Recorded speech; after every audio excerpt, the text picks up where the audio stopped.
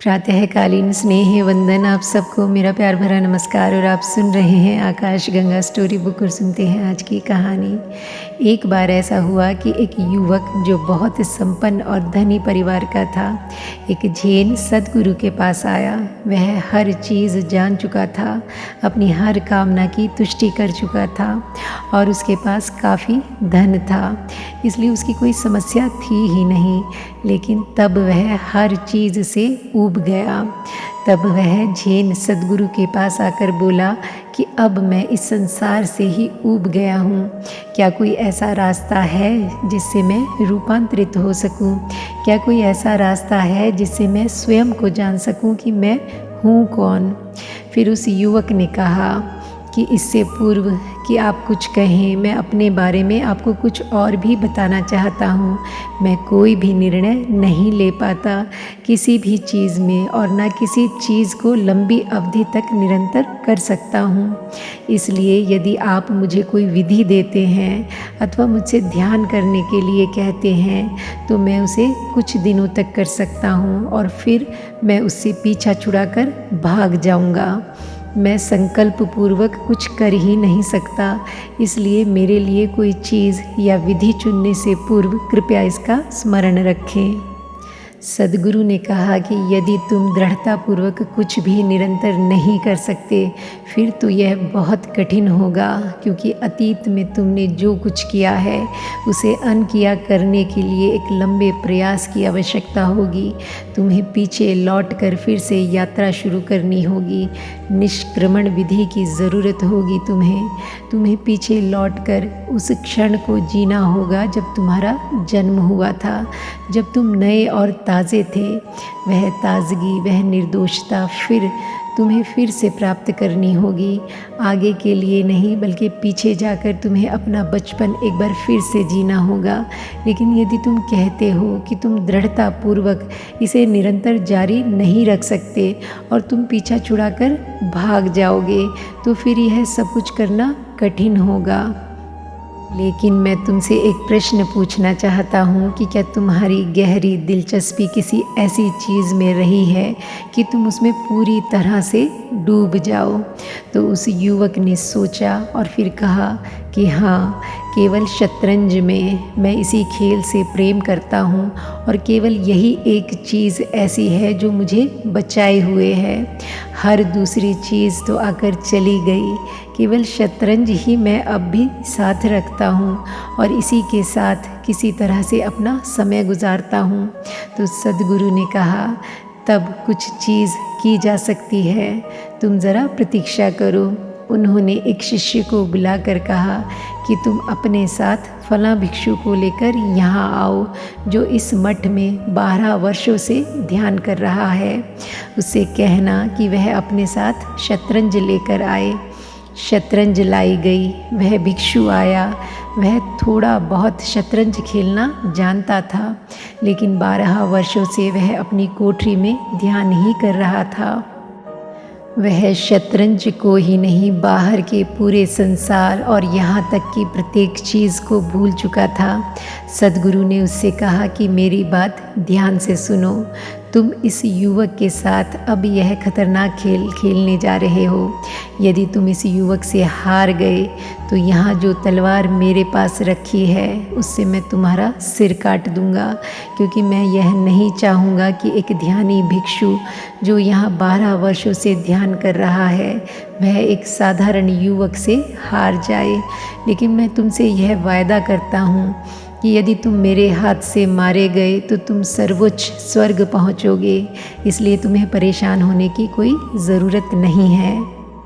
वह युवक यह सुनकर बेचैन हो उठा और तब सद्गुरु उसकी ओर घूम कर बोले कि देखो, तुम कहते हो कि तुम शतरंज खेलते हुए इसमें डूब जाते हो, इसलिए अब तुम्हें इस खेल में पूरी तरह डूब जाना होगा, क्योंकि यह जीवन और मृत्यु का प्रश्न है। यदि तुम हार गए तो मैं तुम्हारा सिर काट दूंगा, और याद रहे, मैं तुम्हारे लिए स्वर्ग का वायदा नहीं कर सकता। यह भिक्षु तो ठीक है, वह तो किसी तरह वहाँ चला जाएगा, लेकिन मैं तुम्हारे लिए स्वर्ग का वायदा नहीं कर सकता। यदि तुम मरते हो तो तुम्हारे लिए सीधा नरक है, तुम 7वें नरक में ही जाओगे। तो एक क्षण के लिए उस युवक ने पीछा छुड़ाकर भाग जाने की बात सोची। यह एक खतरनाक खेल होने जा रहा था और वह यहाँ इसके लिए आया भी ना था। लेकिन तब उसे यह असम्मानजनक लगा। आखिर वह एक समुराई योद्धा का पुत्र था और केवल आसन्न मृत्यु की वजह से भाग जाना उसके रक्त में नहीं था। इसलिए उसने कहा कि फिर ठीक है। बाजी शुरू हुई। वह युवा पहले तो तेज़ हवा में एक पत्ते की तरह तेज़ी से कांपने लगा। उसका पूरा शरीर कांप रहा था, उसे पसीने आ रहे थे। सिर से लेकर पांव तक वह ठंडे पसीने से नहा गया। वह जीवन और मृत्यु का प्रश्न था। उसकी विचार प्रक्रिया रुक गई। प्रत्येक क्षण मृत्यु निकट आ रही थी। उस भिक्षु ने जब खेलना शुरू किया तो उसे निर्द्वंद और शांत देखकर उस युवक ने सोचा, आज मौत तो निश्चित है। लेकिन जब धीरे धीरे उसके विचार तिरोहित होते गए, फिर वह पूरी तरह उस क्षण में ही डूब गया। जब विचार ही जाते रहे तो वह यह भी भूल गया कि मृत्यु उसकी प्रतीक्षा कर रही है, क्योंकि मृत्यु भी तो एक विचार है। वह मृत्यु के बारे में ही भूल गया, वह अपने जीवन के बारे में भी भूल गया। वह बस खेल का एक भाग बनकर रह गया और उसमें पूरी तरह डूब गया। जैसे जैसे मन पूरी तरह विसर्जित हुआ, उसने बहुत सुंदर खेलना शुरू कर दिया। वह इस तरह से आज तक कभी न खेला था। शुरू में तो वह भिक्षु जीत रहा था, लेकिन कुछ ही मिनटों में जब वह युवक खेल में पूरी तरह डूब गया तो उसने कुछ चालें बहुत लाजवाब चली और उस भिक्षु के कुछ मोहरे पिट गए। उसके लिए केवल वर्तमान में उस क्षण का ही अस्तित्व रह गया। तब उसके लिए कोई समस्या रही ही नहीं। शरीर बिल्कुल ठीक हो गया, कांपना रुक गया, पसीना भाप बनकर उड़ गया। वह एक भार रहित हल्के पंख जैसा हो गया। उसका बोध पूरी तरह स्पष्ट और पारदर्शी हो गया और अब वह आगे चलने वाली 5 चालों को भली भांति देख सकता था। वह इतनी सुंदर और कलात्मक शतरंज आज तक ना खेला था। भिक्षु का खेल अब बिगड़ना शुरू हो गया था और कुछ मिनटों में ही वह हारने ही वाला था। उस युवक की जीत जैसे निश्चित थी। तभी अचानक जब उसकी दृष्टि निर्मल और पारदर्शी हुई, जब बोध गहरा और गूढ़ हुआ, उसने उस भिक्षु की ओर देखा जो बिल्कुल निर्दोष था।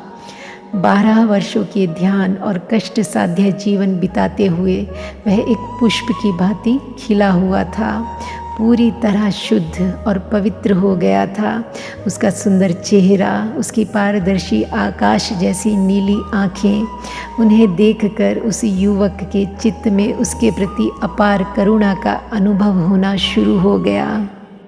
देर सवेर उसका सिर धड़ से अलग कर दिया जाएगा। जिस क्षण उसने इस करुणा का अनुभव किया, उसके लिए अज्ञात द्वार खुल गए और कोई पूरी तरह अनजानी चीज़ उसके हृदय में प्लावित होने लगी। वह जैसे परमानंद में डूब गया। उसके अतिरिक्त अस्तित्व की खिलावट से जैसे चारों ओर पुष्प बरसने लगे।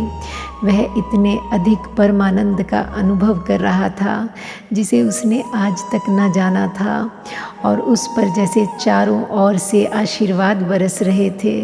तब उसने जानबूझकर गलत चालें चलना शुरू कर दी, क्योंकि उसके मन में यह विचार आया कि यदि मैं मरा तो कुछ भी बर्बाद ना होगा, मेरे जीवन का मूल्य ही क्या है। लेकिन यदि यह भिक्षु मरा तो कोई बहुत ही सुंदर चीज़ नष्ट हो जाएगी, जबकि मेरे लिए मेरा अस्तित्व निरर्थक है। उसने होशपूर्वक उस भिक्षु को जिताने के लिए गलत चालें चलनी शुरू कर दी। इसी क्षण सद्गुरु ने मेज पर बिछी शतरंज को उलट दिया और हंसना शुरू कर दिया। उसने कहा, यहाँ कोई भी हारने नहीं जा रहा है, तुम दोनों ही जीत गए। यह भिक्षु तो पहले से ही स्वर्ग में था, वह वहाँ पहुँच ही गया था, उसका सिर काटने की कोई ज़रूरत थी ही नहीं, उसके लिए उस समय भी परेशानी की कोई बात न थी। जब सद्गुरु ने कहा था बाजी हारने पर तेरा सिर काट दिया जाएगा, उसके मन में तब भी कोई विचार उठा ही ना था, उसके लिए चुनाव करने का कोई प्रश्न ही ना था। यदि सद्गुरु कहता है ऐसा होने जा रहा है तो ठीक है, उसने अपने पूरे हृदय से हाँ कहा था। इसी वजह से शतरंज खेलते हुए वह ना तो काँपा और ना उसके पसीने छूटे, वह बस शतरंज खेल रहा था। मृत्यु उसके लिए कोई समस्या नहीं थी। सद्गुरु ने उस युवक से कहा कि तुम जीत गए और तुम्हारी विजय इस भिक्षु से भी अधिक महान है। दोनों आधारभूत चीज़ें घट गई, ध्यान और करुणा।